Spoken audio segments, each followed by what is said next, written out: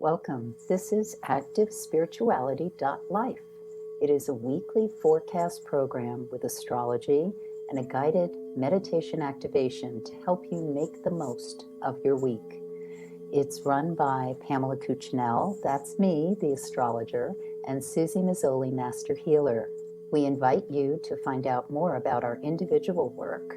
Suzy Meszoly, SuzyMeszoly-healer.com, or insightoasis.com for astrology. You can also find both of us at activespirituality.life, and we look forward to your joining us every week. Please share with your friends. Here we go. Welcome, everyone, to activespirituality.life with Pamela Cucinell and me, Suzy Meszoly. This is week 32 of 2023. Pam's going to let us know all about the week starting Monday, the 7th of August. And I'll be back for the 13th for our meditation. Beautiful. Okay, so starting off with August 7th, as many of you probably felt, experienced, or witnessed, we had that lovely moon in Aquarius last week that was full, and one of the supermoons, as they love to call it now, which means that the moon is closer to the Earth in its orbit. So big, juicy, delicious, and very vibrant energy. And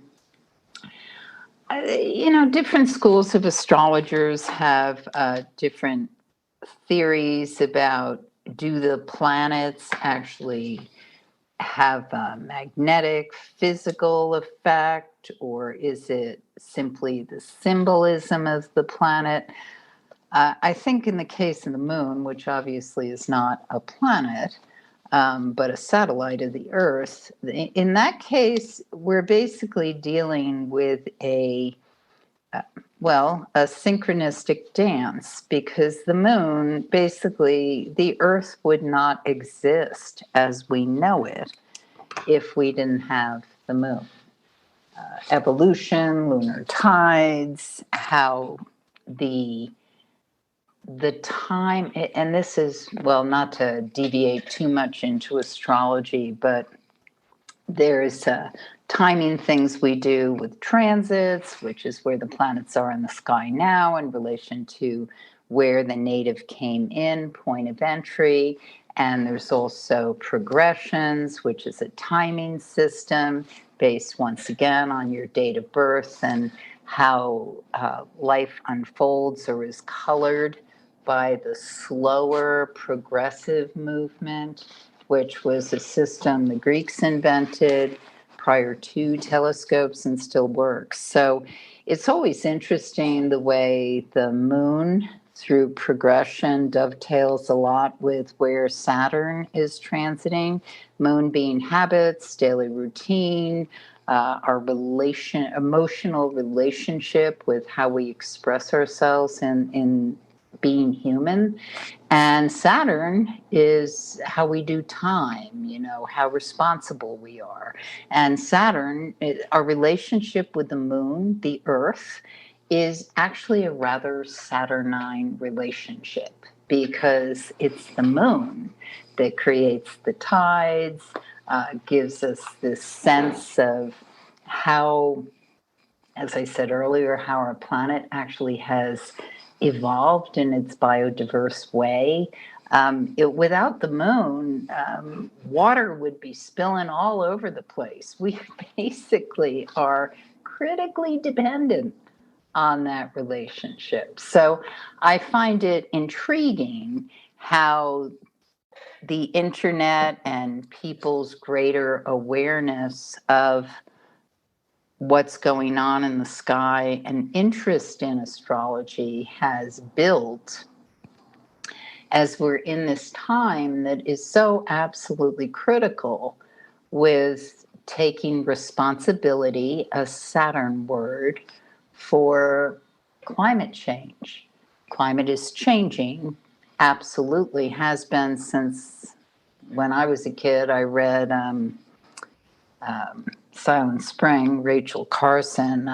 This is not really news, But at this point in time, even people who have had their head in the sand about the realities of climate change are starting to get concerned because it really is here.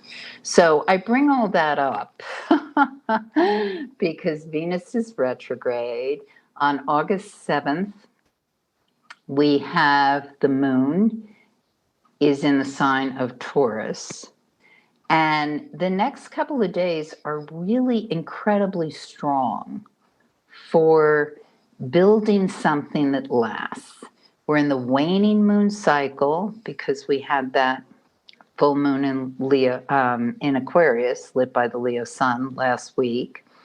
And there's an emphasis in what it is you want to sink your legacy into. What is it you want to make happen? And when I use the word legacy, sometimes people panic. They say, "What do you mean?" I mean, that's a big word. Well, it is and it isn't, because if we're thinking responsibly about our impact in the relationships we have, our work environment, how do people remember us? What is it we are doing? What is our contribution? And so it's not just I'm leaving X number of dollars to the cat shelter. It's also what is it you do in your day-to-day life that's making an imprint? And so these particular days are Moon in Taurus. It's what's the tangible that we're creating? Waning moon cycle very much can be about something we're completing, finishing up, maybe in the process of doing. So it doesn't mean that it's going to be all tidily wrapped up by the end of this lunar cycle, but it may be something that we have been crafting over time. Moon in Taurus over the next couple of days, maybe with Venus retrograde, may be emphasizing look at finances, look at how you're putting money away, look at how you're creating something. If you're not able to save any money or even have a job at this point in time, well, how can you aim towards establishing something that gives you a bit of a net, a bit of a sense of, I am at least on solid ground at this point? Because the thing about, and it doesn't matter if you have Taurus in your, strong in your horoscope or not, but when the moon is in the sign of Taurus, it's transiting somewhere in your horoscope. And that area of life wants to feel a sense of connection, a sense of, I'm making myself a simple soup that satisfies me. I'm meeting with a friend and we're breaking bread together. I'm walking on the ground and feeling my feet connected to the earth. I feel and smell and am getting a sensation that I am physically in the world. And so you want to think about what gets you feeling like you're really here. So many times we are looking ahead instead of being present in whatever it is we're doing.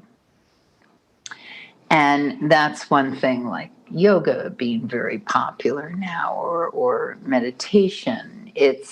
These are methodologies that demand we be present with what we're doing.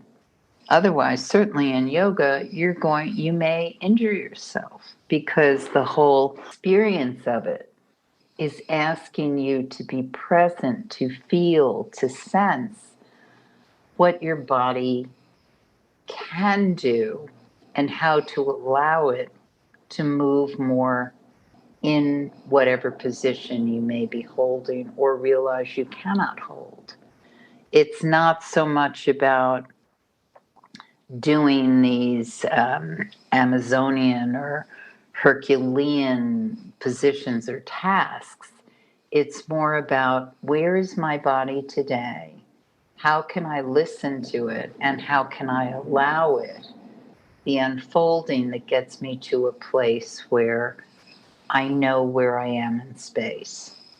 And so you can do that with anything, really.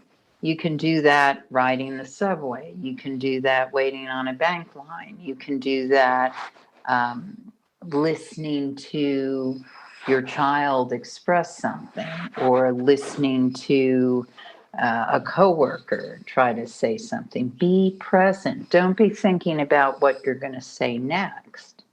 Be present. And when we're very present on Monday and Tuesday, then we get the gold. Then it is revealed to us how to intensify, how to clean up, how to understand better the mechanisms of relationship or finances or goals.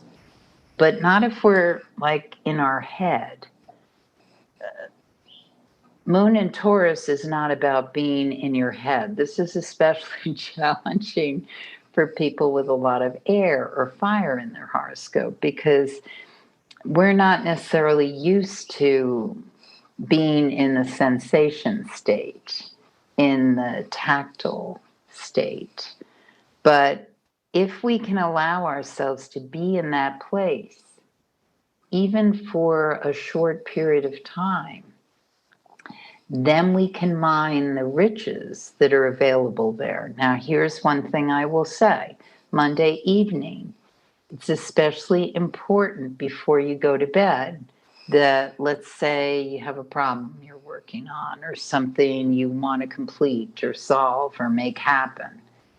Turn off your mind and open yourself to receive messages from the dream state. Trust that messages can be revealed to you through the dream state.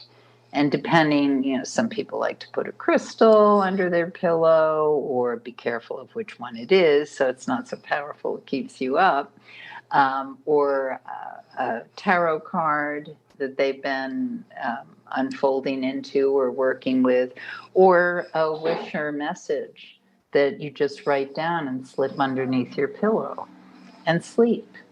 Let yourself go into a totally relaxed state, and trust that when you rise Tuesday morning, things will start to be revealed to you. And what's very important is, when you wake up, you don't overthink, you just allow images, thoughts, impressions to come to you. This is not ideally a leap out of bed,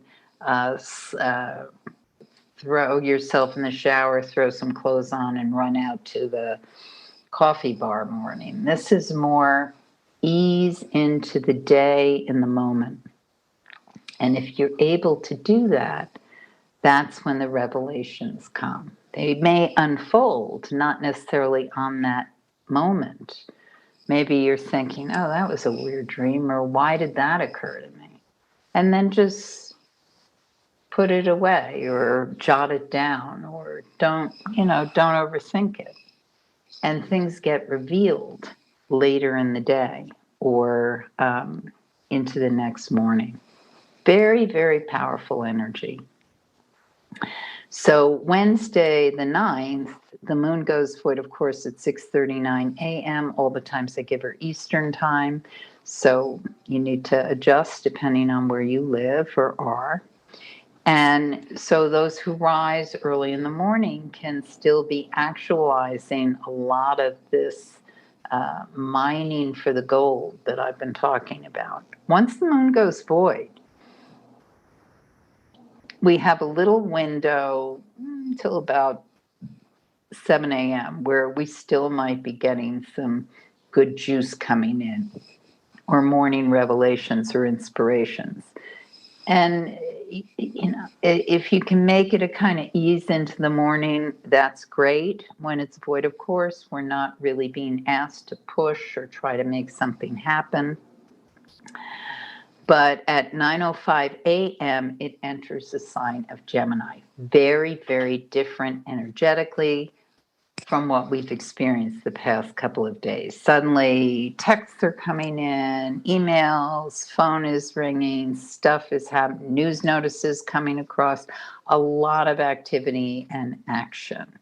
And what's really valuable is that before the day broke open, that you had a list of at least whatever the one important thing or the things that you absolutely had to do this day, because the day can kind of blow up with responsibilities or things that distract. And you don't want to, by early evening, feel like, damn, I forgot to do this one thing or make this happen, because it behooves you to really prioritize as this day kind of gets a lot of like things flaring around, because otherwise you'll lose focus, and that you do not want to do. This can be a fun evening, a lot going on, a lot of conversations, a lot of tangents. I would say, don't get too attached to anything that's waving shiny objects in front of you, because it may or may not pan out, but that doesn't mean you can't have fun. Thursday the 10th is a bit of a challenging day with a lot of tangents or bumps in the road. It can be very exciting for people who have a lot of air and fire, because you feel like a lot's going on. Just be hyper aware as we get towards evening. Some people's tempers may be very short. Someone may have felt dissed or unincluded, or once again, something that had been forgotten or overlooked reacts out. You don't have to engage. It's just important to, if something needs to be expressed, that you use that fire expression dynamic to go deeper on understanding, so that you can ferry through the situation and avoid anything that blows up even farther. August 11th, moon still is in the sign of Gemini, still is navigating some confusion, mixed signals, tangents. Once again, really valuable to have written down or little memory prompts on the things that absolutely must get done in the early part of the day. Once the moon goes void, of course, at 1:27 p.m., it's void until it enters Cancer at 6:52 p.m. Now, those several hours can be very, a lot of a lot of back and forth, a lot of things flying around. I think the most important thing to do with that period of time is to play, especially if there's children around, like do things that just are spontaneous and invite just play, and or work on projects already in motion. Don't deviate. Don't think, oh, let's try it this way, because you're much better doing things that are sticking to the plan that's already been operating, because things are not necessarily going to go where you think they are if you change horses in midstream. So once the moon enters Cancer, it sets up a weekend where really I think we want to be home. We want to be by the water. We want to be doing things that allow us to recharge. That evening and the next day, Saturday, really valuable to have carved out time to make that happen. And Sunday as well, it's important. The thing to keep in mind with this weekend is you don't want to neglect something that you said you were going to do, or that you feel an obligation for. Because what can happen if we sort of do the weekend without taking responsibility for that aspect of whatever it is going on, you got to pay the piper. Something comes up. I mean, one example I'm thinking of is,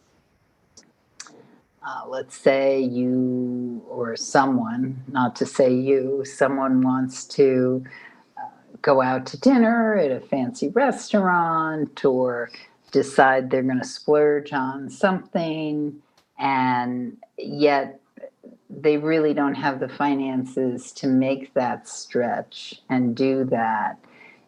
You don't want to find yourself after the experience feeling like it wasn't worth the investment. It's better to say, oh, okay, I want to have this sort of experience. So how do I give myself that sort of experience without, basically feeling like I now owe someone for that experience? Maybe it's just about, okay, we'll have that nice dinner at home, and we'll do some cooking, and being together, which really is the most important piece. And this is just an example. I don't know what exactly it looks like. Another way it could look is well, this is a story from my past, let's say. I want to be with family. I want to be with certain people I love who have been in my life forever. And yet I know it may be fraught with some overtones or family dynamics, because that's what I came from. So I go with high expectations of being in this experience that's loving and familiar, but something can happen that's really about the intrigue or dynamics of the family. Doesn't mean I wouldn't do it, but I would also know, okay, somebody's going to pull a power card, or something's going to happen like that. And your main job, if you find yourself in those situations, as I have said this a gazillion times, and I probably will for the rest of my life as an astrologer, our job is to make sure how we respond to situations is not necessarily how we first react. And now I'll turn it over to Suzy. Well, and that also sounds like a Buddhist view as well. The Buddhist and astrologer together, right? Yeah. Mm-hmm. So maybe let's work a little bit with that for our meditation too. Beautiful. Thank you. Okay. Let's just take 10 minutes to meditate. And meditate doesn't mean sitting down and closing your eyes and being quiet. Meditation is meditation on something. You can meditate on quiet and be quiet, or you can meditate on thoughts and on a theme and on a subject. You can take this time just to contemplate. So let's just quiet the mind a little bit, quiet the body, just feel yourself coming into a bit of a Zen space, a nice little quiet space. Take a few deeper breaths. And then just notice if there are times when you are reacting to something very personal or something that is happening globally, and just notice, like, where is it that you react from your emotions, from your fears, from your past experiences. Just notice what is the place that we react from. And we can definitely understand that we are reacting from me, from my experience. I am reacting from my mind, my heart, my place. I'm reacting from my ego. And we understand that because it's me, it's I that has my eyes open. And when my eyes are open, I see the world. I see the world through these eyes, through this body, through this lifetime. So, of course, for us, everything is a very personal experience. And what we understand is that these personal experiences happen to us because of who we are and what we are. And energetically, we can look at it that experiences happen to us because of karma, because of what has been done in the past and how we've reacted in the past. And that we have, in every single moment, with every single breath, with every single word, with every single second, we have the opportunity to choose, to respond in a different way, to react in a different way. But so much of the time, our reaction is kind of just automatic. Like something is said, something happens, and just like when you're touching a hot cup, you immediately pull your hand away because it's too hot. So much of the time, our reactions are very, very immediate. We're not thinking it through. We're usually just going from very deep, instinctual, learned places. And the more we meditate, the more we contemplate on who I am, what is this, what is life, what are feelings, what are thoughts, the more we really go deep, go really, really deep, and almost take apart, untangle this very complex thing we call life. The more we do that, the more we become aware. The more we become aware of what is making up that feeling, what is making up that reaction, what is making up that judgment, that comment that I made, where is that really coming from?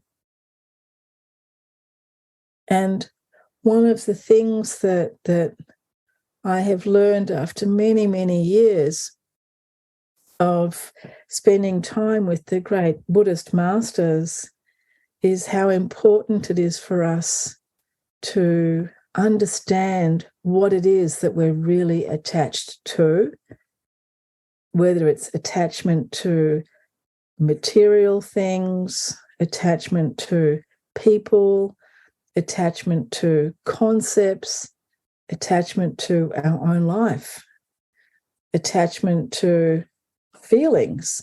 I'm attached to being happy. I want to be happy. Or I'm attached to this particular experience that I have. All of these attachments, it's very, very good for us to have a deep look. what is this attachment? Why am I attached to this or to that? And we can understand that we're attached, of course, to being happy or to being comfortable. That's easy for us to understand. But with attachments comes a whole lot of desire, a whole lot of planning, a whole lot of goals being set, expectations, and of course, a lot of suffering, a lot of pain. A lot of pain that we're not healthy all the time. A lot of pain that we're not at our best behavior all the time, or that others are in pain, are sick and dying, or that our world is in pain and sick and dying, or that there are wars, or that there are disasters.